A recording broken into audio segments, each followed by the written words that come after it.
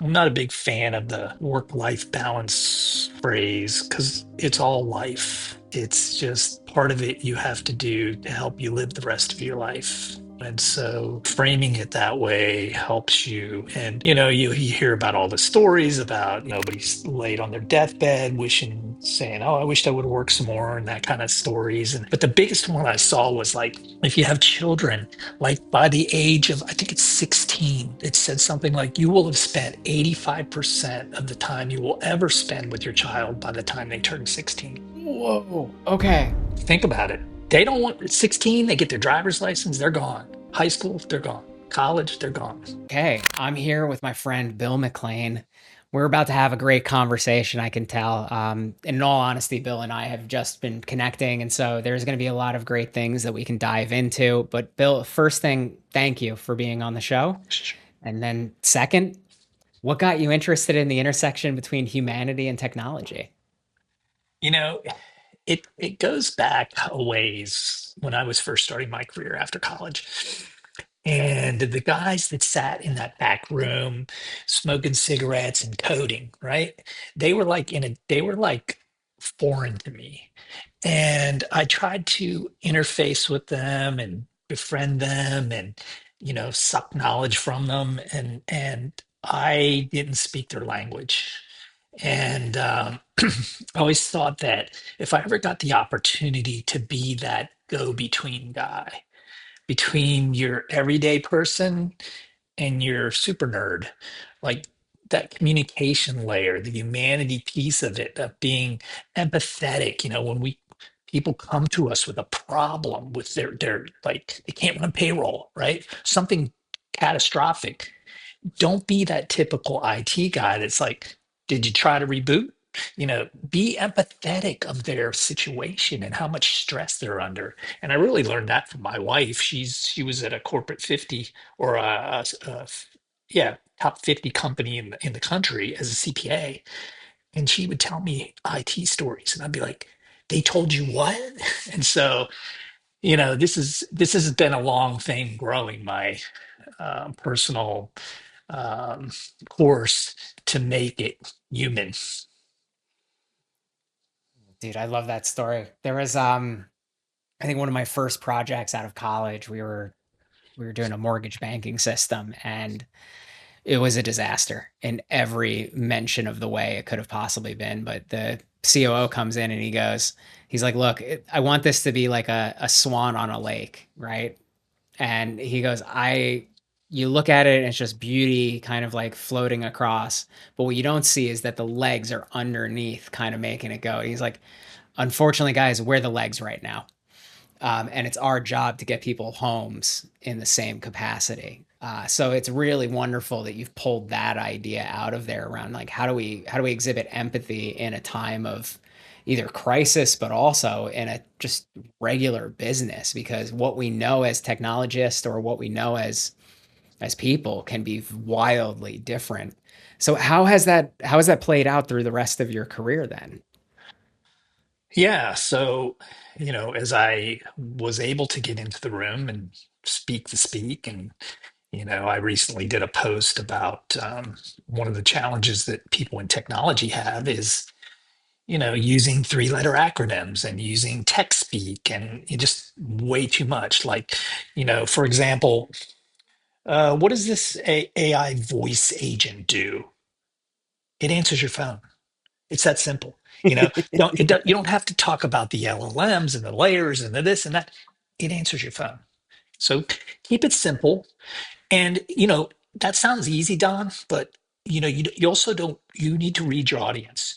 You don't want to be insulting, right? So like oversimplifying something to, somebody who's got tons of experience and when you get into a boardroom with mixed population there, some people maybe know and some people may not. So there's an art to that without coming across as either being condescending or arrogant. So I think I thread that needle for the most part. It's a tricky needle to thread. Mhm. And I know you talked about voice agents, and I do want to jump kind of like right into Upon AI because it it's pretty exciting to hear what you've taken your career and done, and then what you have started with your partner there.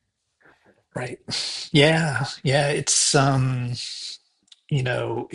pretty amazing. I started my first company 30 years ago, just over 30 years ago, but I was in technology before that. I was a hired gun, traveled all over the place, did a lot of integration projects, worked with a lot of big law firms on the East Coast. And, over time, I realized, hey, this is amazing. And I went through my career. But well, about 4 years ago, when sort of the Chat GPT thing kicked off and just, exploded, I looked at it and I'm like, there's been very few events over those 35 plus years that have excited me, like any products or anything like this.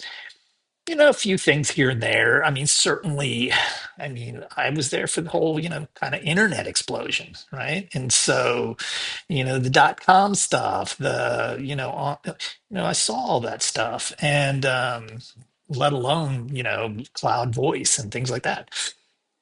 So, when I saw the AI stuff come along, I'm like, that's amazing, and I need to learn more. And so, about 4 years ago, my now partner at Upon AI, we were chatting, we were friends.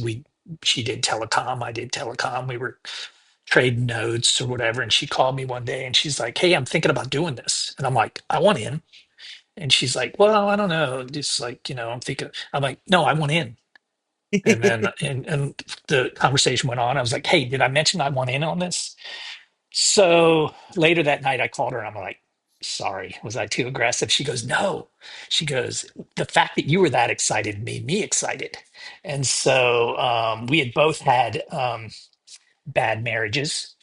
We had partners with previous businesses that I bought out, and she also did the same. So we were very hesitant to start dating before we got married. And the analogy of the work wife. I mean, it's so true with us. I mean, I know her family and her kids and everything like that, but it just seemed to click. And so we started 4 years ago. We're like, this is something we need for ourselves. And as we started to look in the marketplace, we're like, let's just buy somebody else's and use it. And we couldn't find anything we liked. So we quickly pivoted and said, well, let's see what we can do ourselves. And so we started building upon AI for ourselves. And we quickly realized, hey, I bet you other people would like this, our peers, other telco providers. And so we sort of pivoted again towards making it more of a platform for resellers to be able to instantly provide AI voice agents through their phone clients immediately without a heavy lift.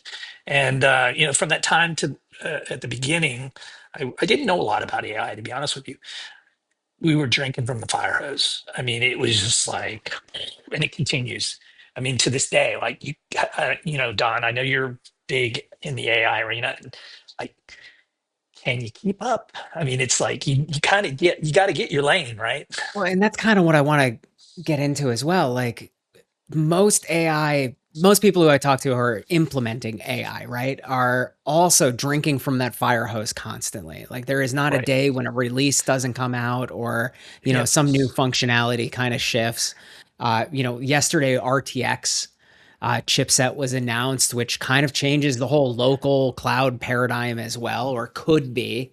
Right. And so, like, with that just said, like, how are you finding yourself staying sane in this world? And maybe I'm making assumption that you are staying sane with the amount of change that's happening. Because, I was around for .com, and, Yeah. was early in my career during that. It was going fast. There was a lot that you had to digest and figure out. But now this is just going day after day, week after week, accelerated growth constantly. How are you Yeah. keeping up? Yeah. That's a great question. And um, I don't need to. That's the fact is, I'm a business leader, 3x now. I know how to put teams together. I know how to run projects. I know how to hire Mhm. people. I know how to interface with customers. I know how to handle the back end, the operations, the billing, the licensing, the this, the that. That's what I bring to the table. A little bit of Okay, so marketing let's too. it, I think that's an important thing to distinguish, right? The Uh-huh. technology can go as fast as it can go, but the adoption in the business is kind of that limiting factor around like, hey, do you really need to keep up with this? Like, if you know what you know and you can help solve a customer's problem, that problem is going to be there today. It's going to be there tomorrow. And they're not looking for you to have to be on that exponential curve. And but you stay open to it. Yeah, and it doesn't take much to be an expert. Like if the general public is here, I can be here. I hire these people. As long as I understand this, I can manage them. And that's the piece, that's what you're going to see over the next few years. Is I call this the cream always rises to the top. So just because you can do the tech doesn't mean you can do the business. And if you don't mesh those together, you're going to either spend all your investors' money, or you're just going to go down the tubes because you don't know how to do both sides. So yeah, it's important, whatever the solution is, whatever problem you're solving, it's a business. And AI just happens to be the product of today. Way to look at it. I mean, Mhm. what has you excited for the next like even 6 months around what you're doing with Upon AI or what's happening in the market as well? Well, the interesting thing is my partner and I self-funded 100%. We've been approached multiple times. We're like, not yet, not yet, not yet. Um, and so we're at a point now where we're expanding. We're adding staff to the Upon AI team, and we went global, um, which was something new for both of us. Sure, we've worked with some development teams elsewhere, but now we're truly Colombia, Belize, South Africa, Nepal was my latest hire. And we're just going out there and finding the best people we can, and the best people, yeah, that we can. And I have a very unique um, hiring approach. And people will be like, what? Even with AI? I'm like, yeah. So my number one at the top of my list is personality, always. Team player, gets along, can interface with customers, because you can't teach those skills. I can teach them the other stuff. You can teach them the technical stuff, but you can't teach them how to be empathetic towards a situation with a client. They're down, or their agent's not working, or they have a problem. You can't teach that.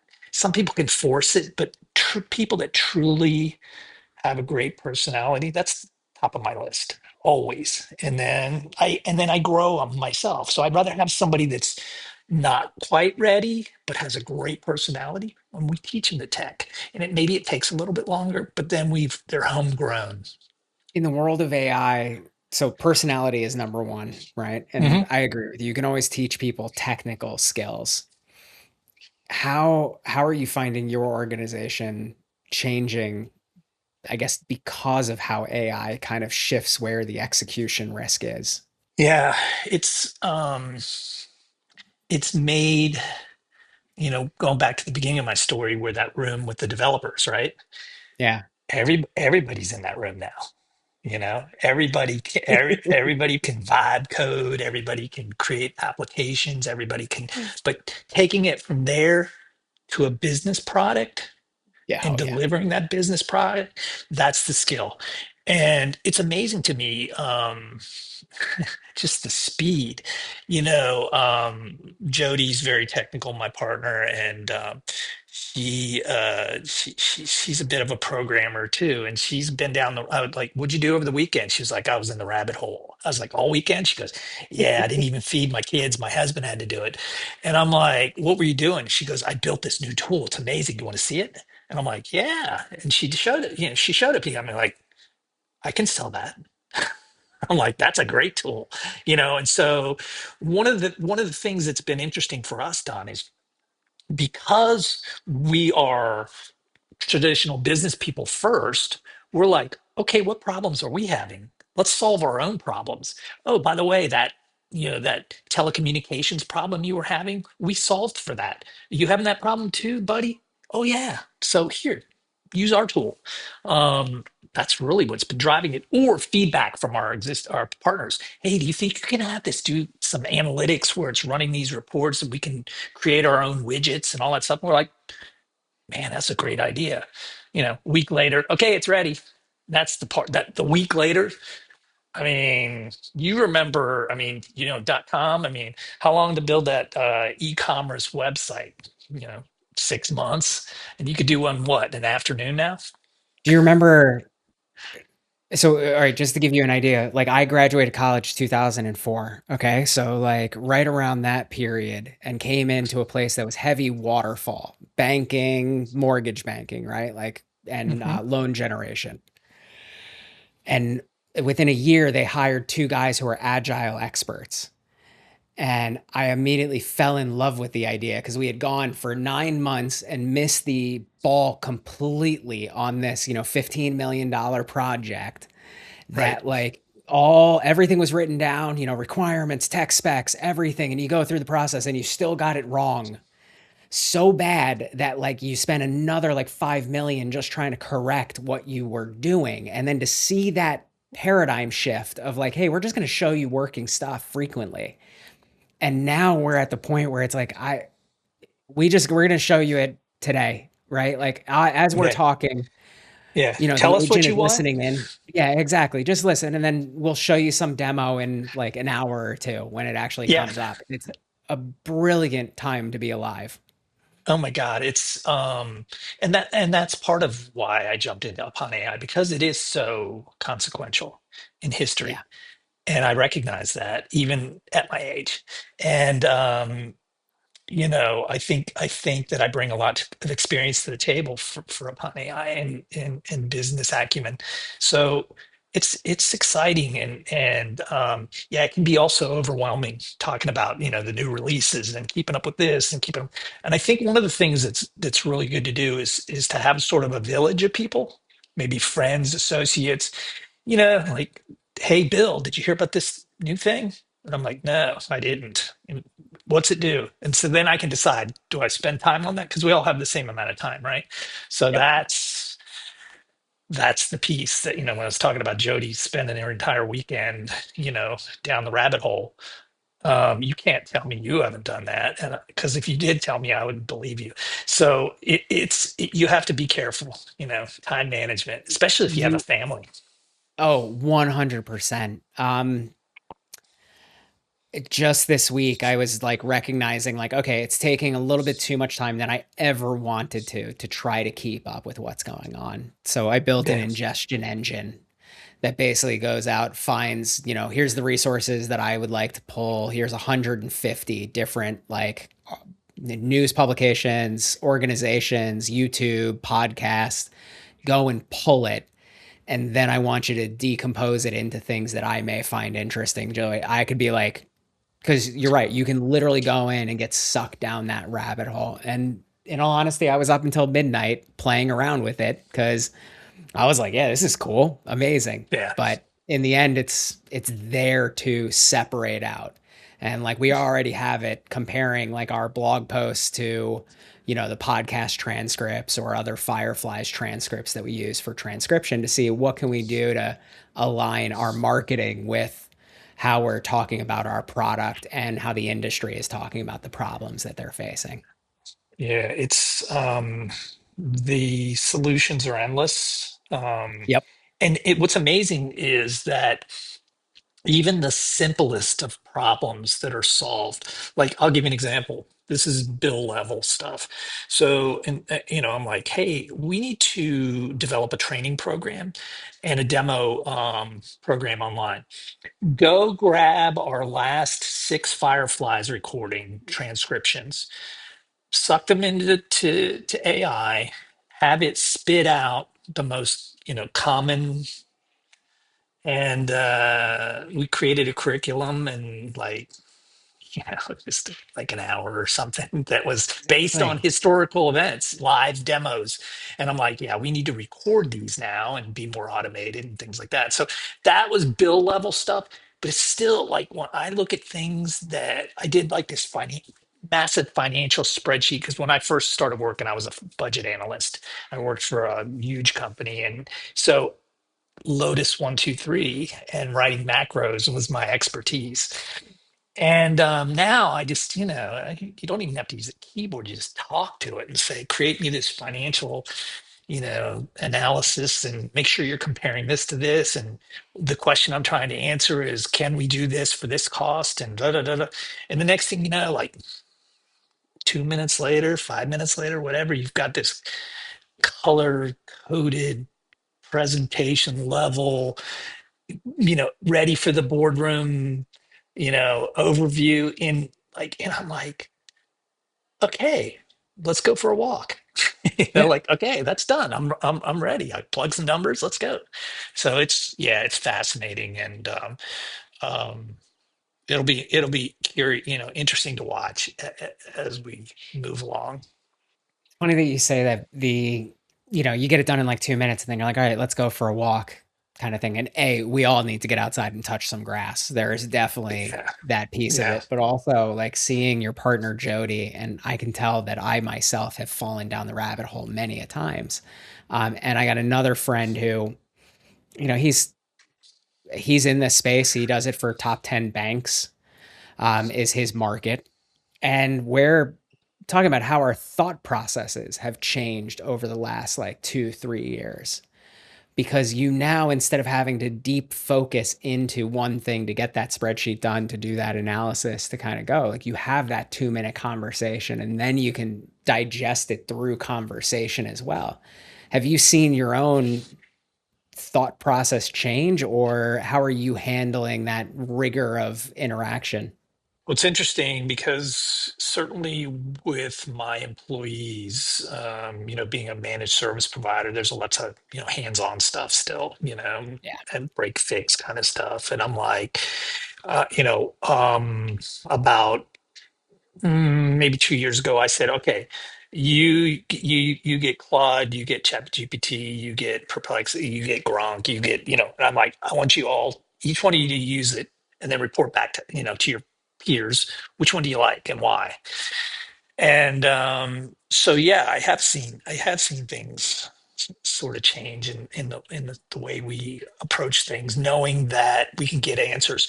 I mean, certainly the technical guys that have embraced this, that are doing things like scripting in the past, like for managed services and things like that, like firewall scripting, and or look at this firewall config.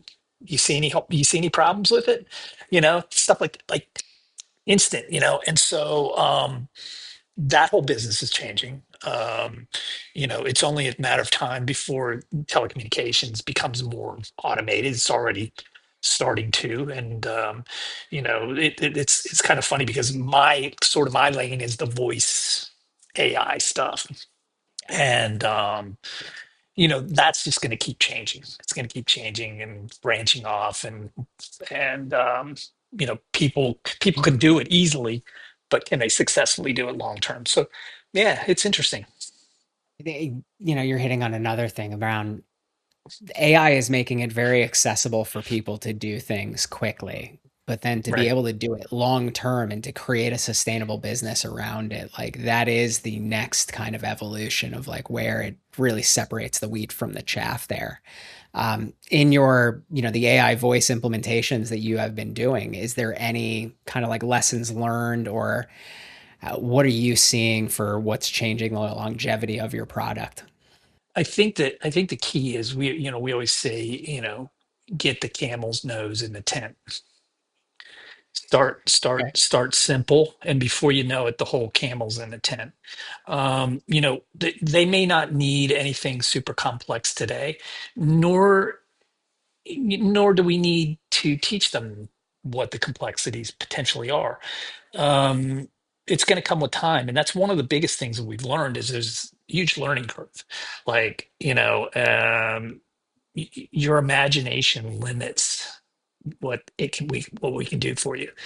So whatever you can imagine, we can do. It's the answer is always yes, we can do that. Um, but over time, I think the key is to tortoise and the hare, and I've always been, and this is where the old guy kind of stands out, is slow and steady wins the race, and building quality over time is better than rocketing out of control. And so that's sort of been my focus, is making sure that we don't need to do this. This is fine, and that's fine. You don't, like, can you be happy in life? Can you provide for your family? Can you have employees? Can you provide for them? Can they earn? Can they, do you need to be, on the Forbes cover? No. I mean, really? I mean, there's some trade-offs, and some people do, and that's okay for them, to shoot for the moon. But it's hard to teach an old dog new tricks with regards to slow and steady recurring revenue. Don't be able to sleep at night. So, I think that is I mean, it's a crucial lesson that we all need to learn. And for those who have adopted it, it's very strong. But you're right. Like there's always today, and to be present with it, and then additionally tomorrow will come. And at the same time, like if you're just making incremental improvements, you still got a great path ahead of you. right. Yeah. Incremental. And, you know, I'm not a big fan of the work-life balance phrase, because it's all life. It's just part of it you have to do to help you live the rest of your life. And so framing it that way helps you. And you hear about all the stories about, nobody's laid on their deathbed wishing, saying, oh, I wished I would have worked some more, and that kind of stories. But the biggest one I saw was like, if you have children, like by the age of, I think it's 16, it said something like you will have spent 85% of the time you will ever spend with your child by the time they turn 16. Whoa. Okay. Think about it. They don't want, at 16, they get their driver's license, they're gone. High school, they're gone. College, they're gone. I mean, and Oh, I that's my kids are, incredible. yeah, my kids are older, the late 20s and the early 30s, and we're lucky they stay close to us. But yeah, I preach that to the youngsters that I coach. They and I tell them, I'm like, look, I'm a dad, and I'm sorry, like, I'm gonna give you dad advice. I'm gonna warn you up front. It's gonna be unsolicited. Just, after the call, you can say, "Ah, that crazy old man," but I'm gonna give it to you because I feel like, it's my duty, and you know, It's funny you say that because I was reflecting on some of our clients and our, employees and like what's going on in the business and then any other partnerships we have and the different styles that everybody brings to the table. And Mhm. I've seen over the years that there's definitely a difference between those who, have kids and have mature kids and have kind of like gone through those growth phases compared to, those of us who haven't had children. And I think it does bring a different mentorship kind of angle just naturally into the equation for life. But, given that you've mentored people and that you're also taking on that role in the office as well, because it is just life, like what advice do you have for both this generation coming up into the workforce and people who are kind of continuing their career right now through this time of change? Yeah, one of the things I often preach is, um, go to the soccer game, go to the dance recital, go to the school play, go to the school function, do this, do that.